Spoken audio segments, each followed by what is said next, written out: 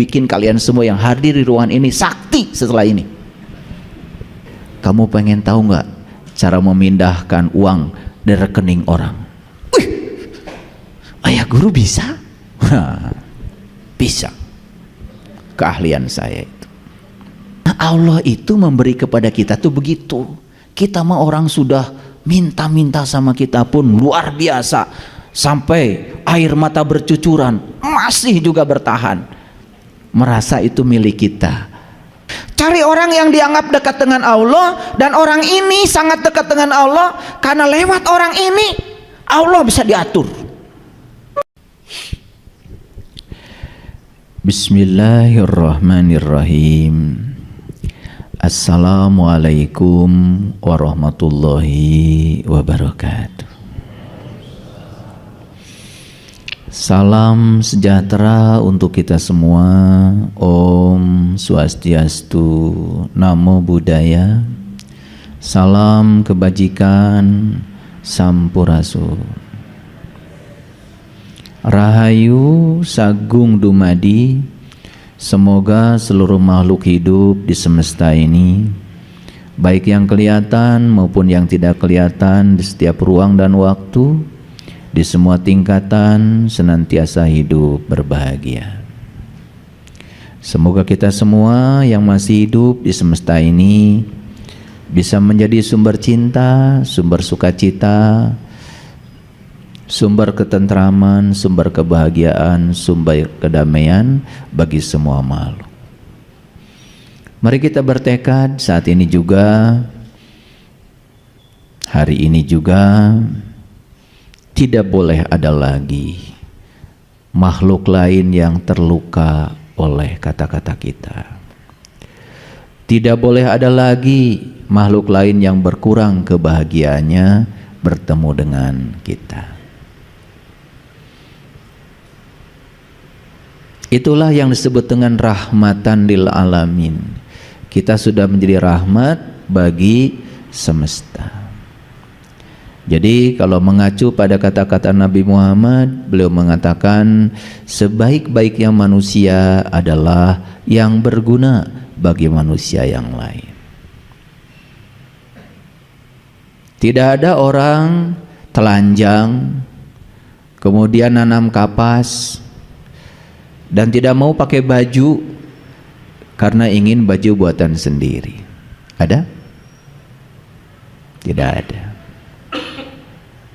Tidak ada orang yang diam aja, tidak makan nasi, ingin nanam padi sendiri, biar nanti makannya hasil karya sendiri. Keburu mati bukan?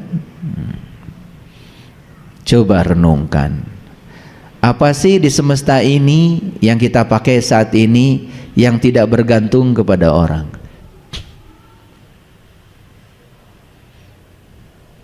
Coba. Baju yang kita pakai ini, siapa yang nanam kapasnya? Nggak tahu. Siapa yang memintal kapas menjadi benang? Nggak tahu. Siapa yang mengubah benang menjadi kain? Nggak tahu. Siapa yang menjahit di pabrik?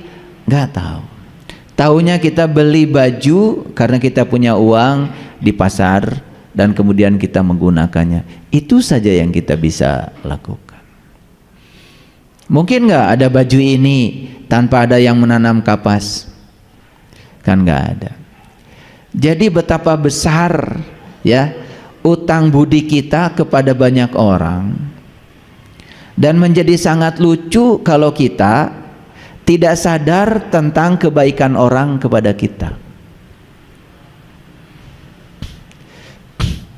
Satu butir nasi yang ada di hadapan kita, kalau mau ditafakuri, siapa yang nanamnya nggak tahu, siapa yang ngurus airnya nggak tahu, siapa yang kerja di pabrik pupuk nggak tahu.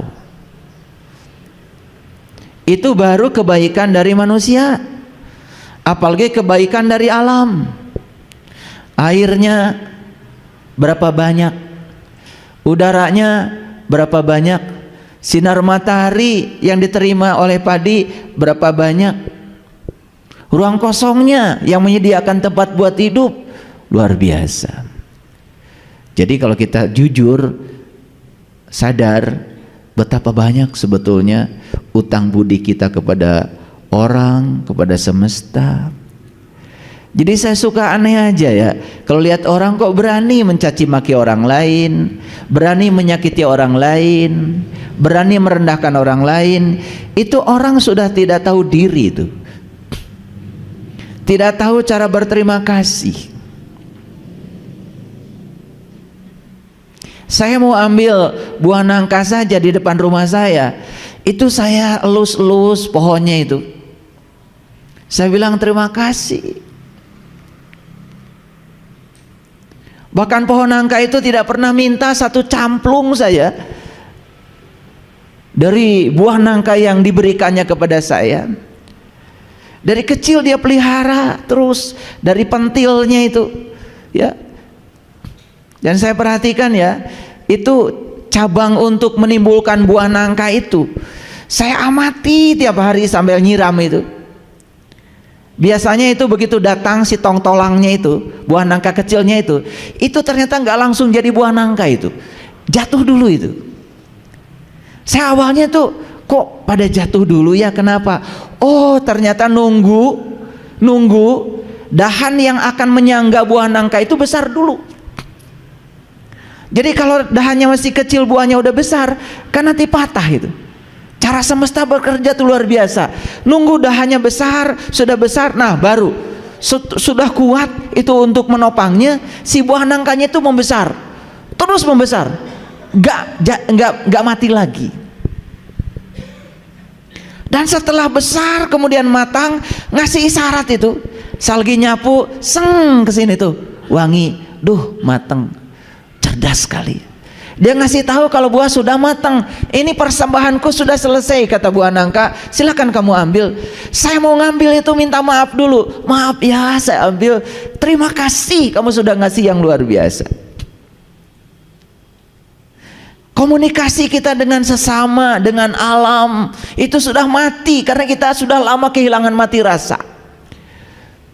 Bahkan ngambil begitu saja, seakan-akan itu datang dengan sendirinya. Begitu dibuka kemudian bismillah saja untuk sang semesta yang hadir setiap saat, gak tidur, gak pernah ngantuk, ngurusi buah nangka kita. Tidak ada waktu. Padahal kata Allah di Quran, kamu yang menanam tapi aku yang menumbuhkannya. Saya cuma mengajak kita, yuk kita berkesadaran, belajar berkomunikasi dengan semesta, belajar berkomunikasi dengan alam, karena alam itu sangat luar biasa, menakjubkan. Oleh karena itu, hari ini saya akan mengajak kita untuk belajar kesadaran lebih dalam. Oleh karena itu, mari kita bersyukur karena semesta masih mengizinkan kita untuk belajar. Semesta masih memberi waktu untuk kita semua meningkatkan kualitas hidup. Terutama semesta masih ngasih tubuh untuk belajar. Karena jiwa kita ini tidak akan bisa mengalami kedewasaan tanpa tubuh. Karena tidak ada ranah peristiwa tanpa tubuh. Oleh karena itu maka tubuh ini sering disebut sebagai kitab suci tertua yang ditulis Tuhan dengan tangannya sendiri. Tubuh ini sering disebut sebagai rumah suci buatan Tuhan. Dan Tuhan bersemayam di tubuh ini. Sebagaimana firman-Nya, ketika aku sudah selesai menciptakan tubuh ini, aku tiupkan ruhku. Ruh itu bagian dari dirinya semesta yang dikaryakan di tubuh ini. Gara-gara ada ruhku yang ditiupkan ke dalam tubuh, tubuh ini menjadi bergairah, tidak menakutkan, tubuh ini menjadi tidak menjijikan. Coba, tubuh yang sudah ditinggalkan oleh sang penghuninya, hanya tinggal seonggok daging yang menjijikan dan siap untuk dibuang, bukan?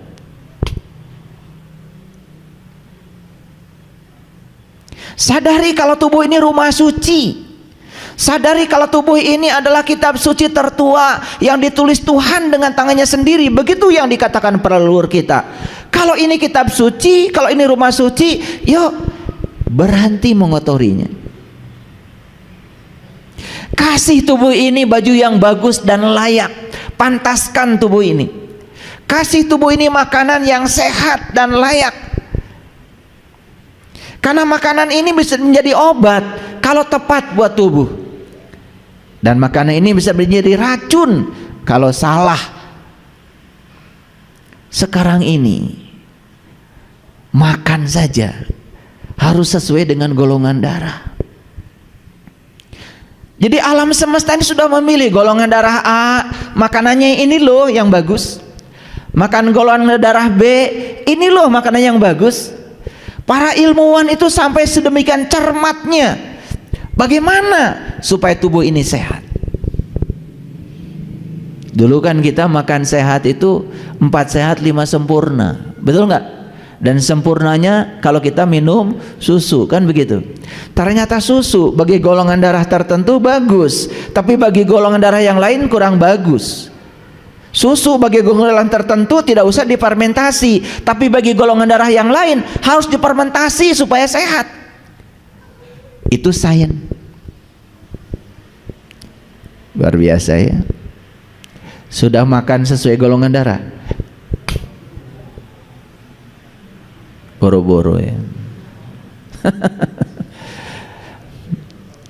Ya karena kita tidak mau gaul, tidak mau mengadopsi riset-riset modern yang ada, tidak mau mendengar suara kebenaran yang disampaikan oleh semesta lewat para ilmuwan. Kita makanya gitu-gitu aja. Kita senangnya kan 4G, garam, gula, goreng, gurih, kan gitu. Senangnya begitu. Betul nggak? Kurang garam langsung marah, ambil garam tambahan. Kurang gula langsung ambil gula, tambah gula, harus legit. Nggak digoreng, nggak mau makan, harus digoreng. Nggak gurih, kasih ya cara supaya tambah gurih. Kasih santan, kemudian dipanaskan sampai beberapa derajat, ya sudah, rusak semua unsur-unsur alam yang ada di situ. Setelah itu disantap, ya sakit, diabetes, darah tinggi, kolesterol, kan gitu, betul nggak? Asam urat, badan pegel-pegel, ditambah lagi jiwa kotor, tambah lagi pikiran kotor, ya seabrek-abrek penyakit datang di tubuh ini. Di usia muda tubuh ini sudah tidak produktif lagi, gigi sudah ompong di usia muda. Iya, 35 sudah makan kacang saja sudah. Akibatnya apa? Lambung jadi rusak. Kenapa? Makanan tidak sempat dikunyah, ditelan bulat-bulat, capek lambungnya. Berbagai penyakit jadi datang. Pertama mah dulu, yang kedua kadar gas di dalam perut banyak, naik menekan kemana-mana, ya sudah kepala pusing, tubuh menjadi tidak produktif lagi. Mulai menyalahkan makanan. Kan sudah kebiasaan kita itu ya, bangun tidur leher pegal-pegal, salah bantal ya. Tidur bantalnya 3 tumpuk gitu, ya selamat. Tidur 5 jam, 6 jam, 8 jam, bantalnya tinggi. Jantung jadi capek. Memompa darah, ya kalau ada tempat yang nanjak tinggi, kan sebetulnya air darah itu kan fluida, zat cair. Dia untuk naik ke tempat tinggi harus melawan gravitasi bumi. Akibatnya jantung jadi capek. Karena jantung ingin melumuri seluruh pembuluh darah otak kita dengan darah yang cukup supaya oksigennya tidak berkurang. Kemudian jantung bekerja keras. Pagi-pagi kalian kelayangan, pusing, mulai nyalahkan bantal. Padahal sebetulnya bantalnya ketinggian. Coba. Yang gitu aja kan nggak pernah diperhatikan oleh kita, betul nggak? Makanya saya bantal itu tipis. Yang penting kepala saya dengan pundak saya tersangga oleh bantal, itu aja. Karena fungsi bantal itu menyangga kepala dengan pundak supaya sejajar, itu saja kok.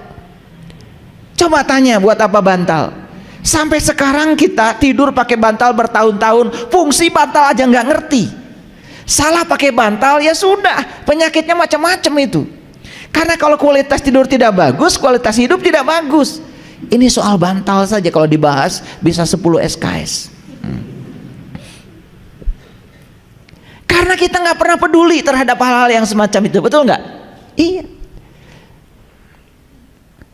Coba pergi ke toko kasur, beli kasur untuk kesehatan.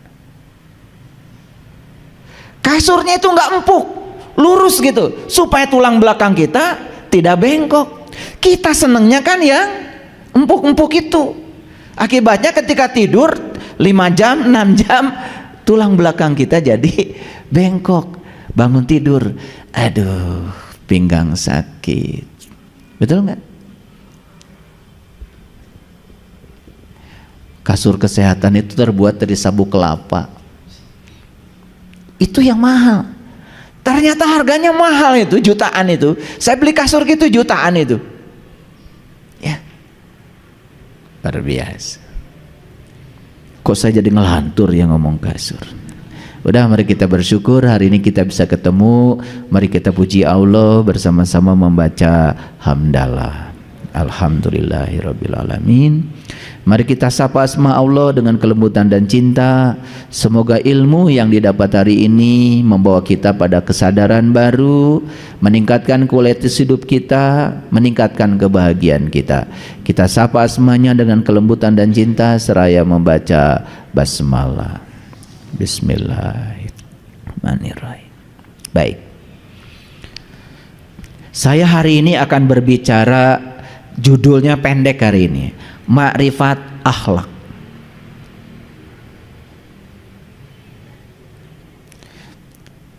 Sudah terpatri di paradigma otak kita,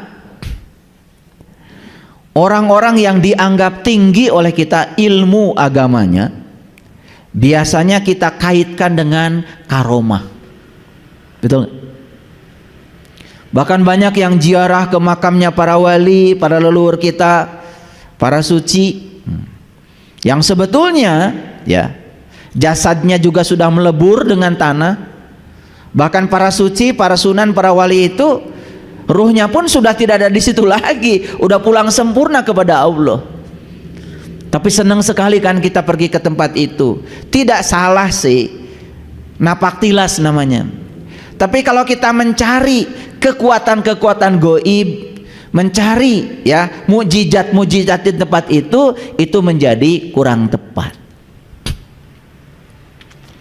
Biasanya kalau orang bicara karomah itu bicara sesuatu yang dianggap istimewa, yang tidak dimiliki kebanyakan orang,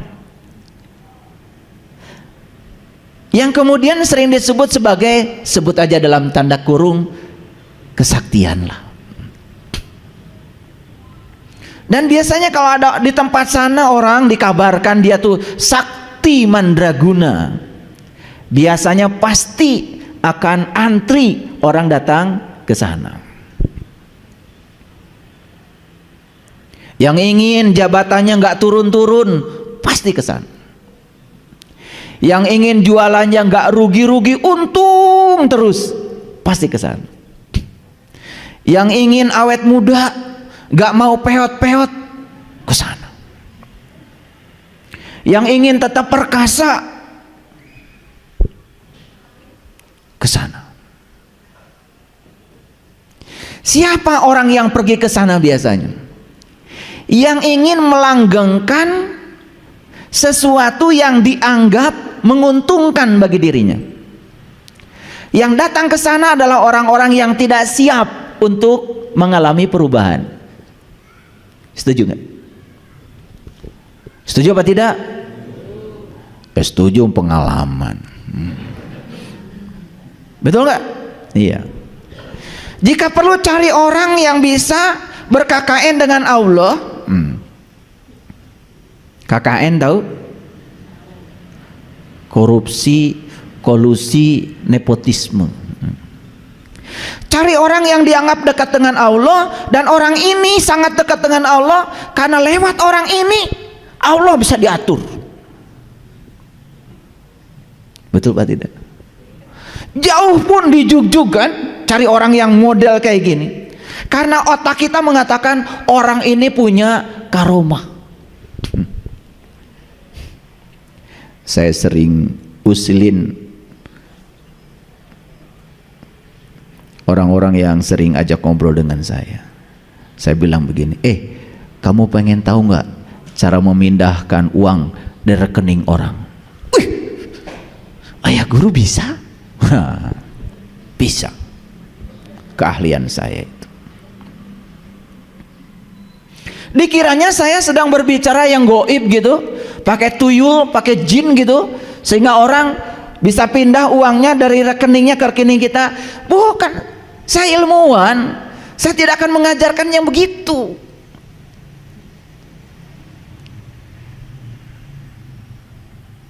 Ini, kamu bisa mijit nggak? Bisa ya.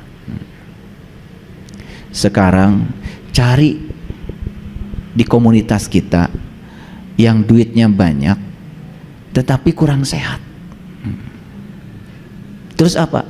Datangin ke rumahnya. Pak, Bu, kayaknya Bapak Ibu ini kurang sehat, banyak urat murungkut. Kebetulan saya punya keahlian lurusin urat-urat murungkut. Ya sudah, ambil minyak, urut dengan cinta kasih. Begitu dia merasa nyaman tubuhnya, merasa sehat tubuhnya, gak mungkin deh gak ngasih hadiah. Gak mungkin ngasih hadiahnya yang receh-recehan gitu.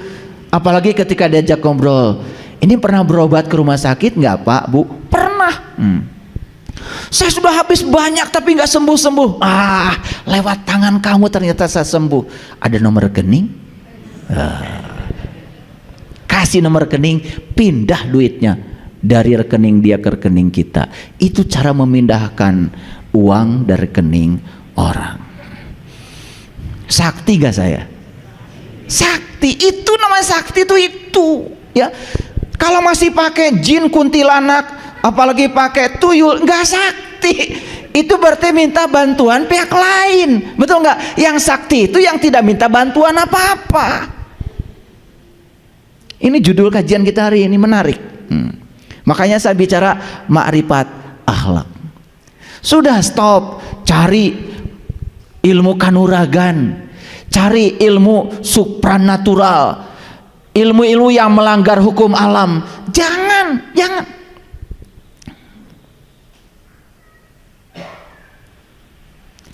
Karomah itu dari kata karim, sesuai dengan nama saya. Ya supaya pada tahu aja nama saya. Jadi karim itu bahasa Arab artinya mulia. Jadi karomah itu artinya adalah kemuliaan. Jadi karomah itu bukan kesaktian, bukan bisa berjalan di atas air, bukan bisa ngapung di udara, bukan. Karomah yang sebenarnya adalah akhlak yang mulia yang tidak dimiliki kebanyakan orang. Itu karomah. Nah, cari karomah yang model gitu. Gak usah cari ilmu teterak di kadek, cari ilmu supaya kamu gak ada yang ngadek. Itu aja. Itu sakti itu.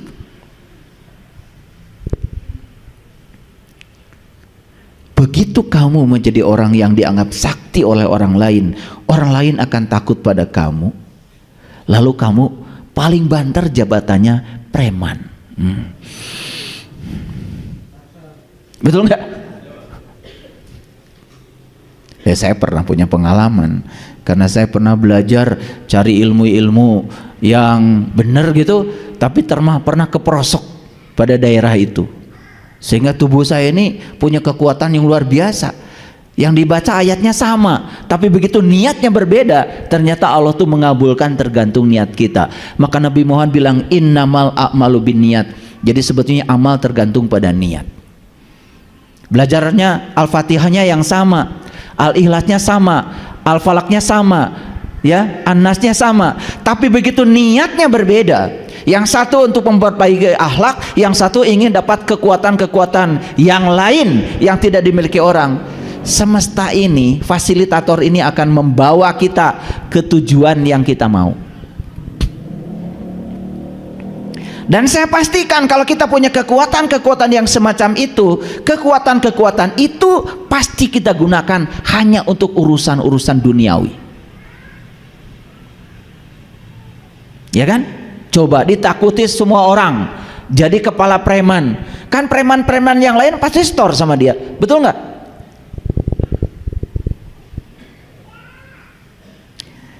Jadi makrifat akhlak ini apa sesungguhnya yang mau saya bahas? Nih, ternyata makrifat itu bisa dua jalannya. Bisa makrifat goibiyah, bisa makrifat rububiyah.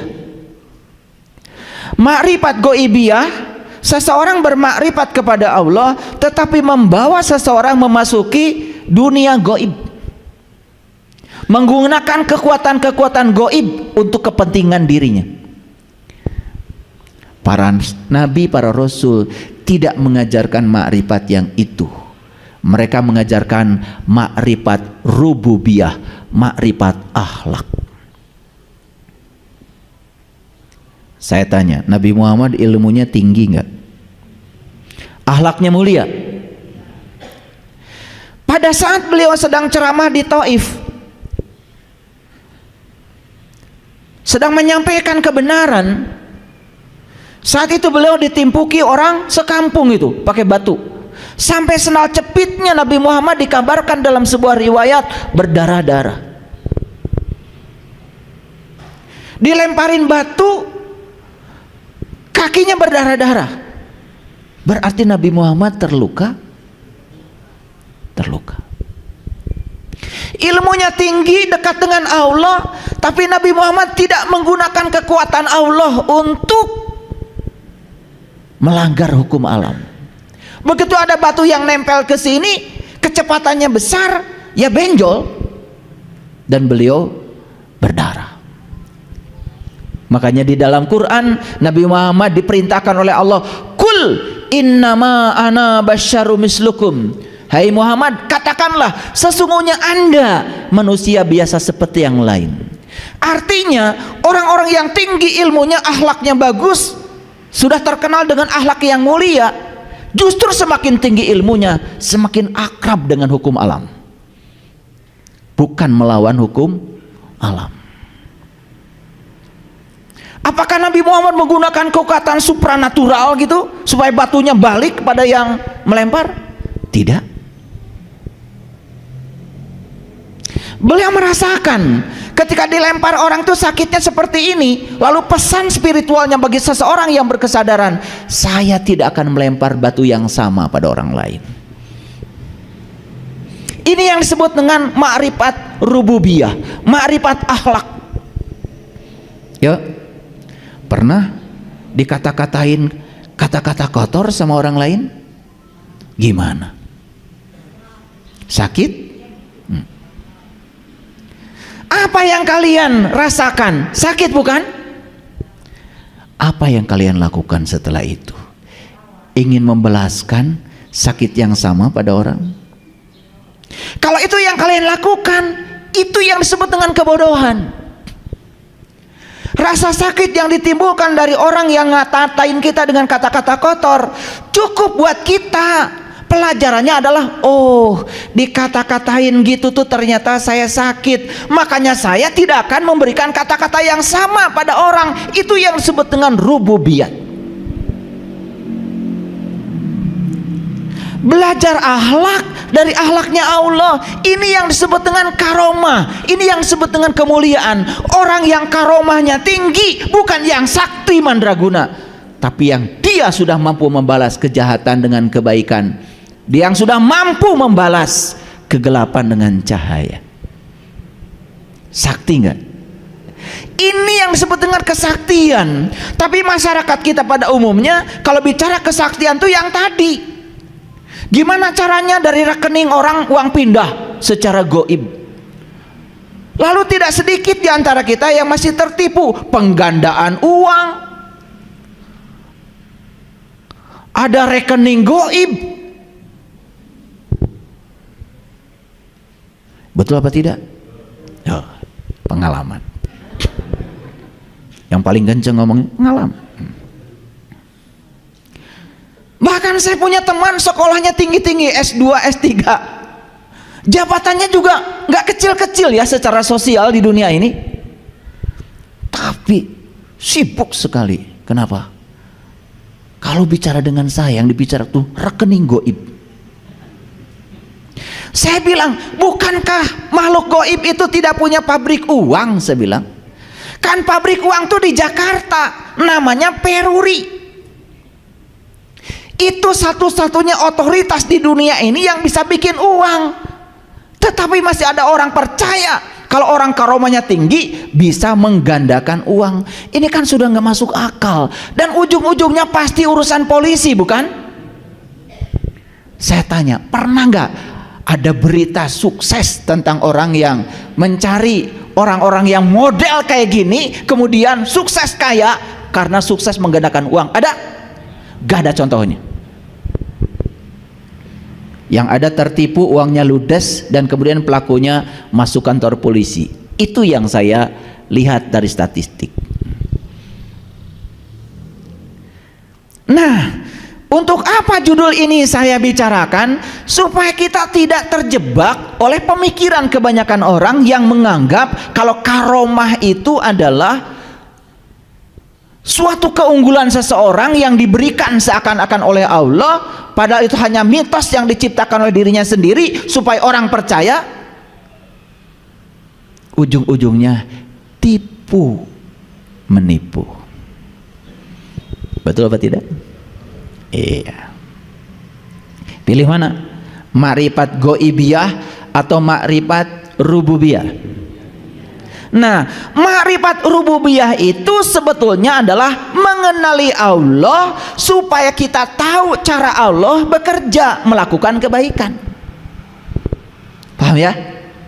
Jadi kita akan melakukan kebaikan sebagaimana Allah melakukannya. Itu yang namanya makrifat rububiyah.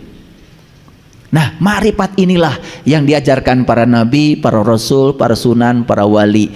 Makanya banyak yang datang kepada saya, bertanya kepada saya, ya, gimana caranya ayah supaya usaha saya bangkit? Gampang. Kamu perhatikan yang menyebabkan usaha kamu bangkrut.